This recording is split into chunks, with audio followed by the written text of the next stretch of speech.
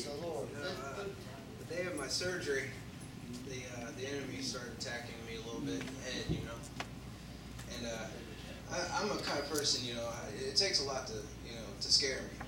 And the one thing that does scare me is surrendering myself over to someone, because I just, like a doctor, and put myself under anesthesia because I just don't trust my body with it.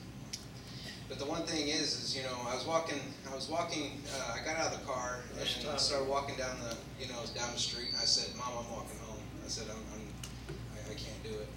And as I was walking down there, the Lord's sitting there telling me, well, you can and you will do it.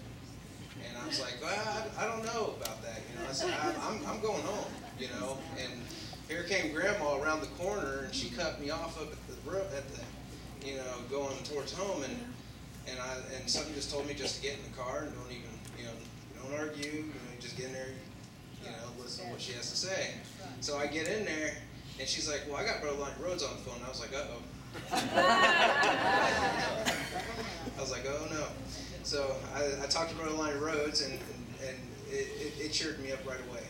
A joy, just touched me, and then I talked to the pastor, Marlo, and that touched me too.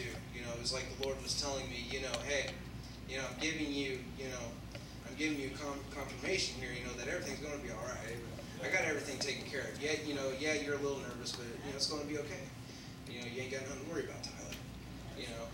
And as soon as I got off the phone with these men, I felt a strength. The Lord had blessed me with such, Brother Lonnie prayed with me, and Pastor Marlon says, you have nothing to fear. And I went in there, and I was still a little nervous, but, I went in there with my faith, knowing that everything was going to be okay. Went in there with my courage, laid down, let them do their work. And the great thing about it was, as soon as I fell asleep, the only thing I remember was waking up. But it was pretty pleasant. It wasn't what I thought it was going to be.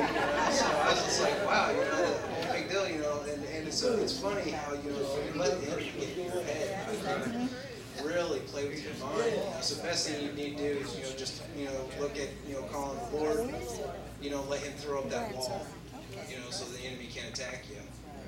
Because, Jesus can do all things. All you have to do is ask for it, and he'll give it to you. So God bless Jesus. I'm very thankful. I'm glad to be here. God bless you. I love my family here. God bless you. Thank you.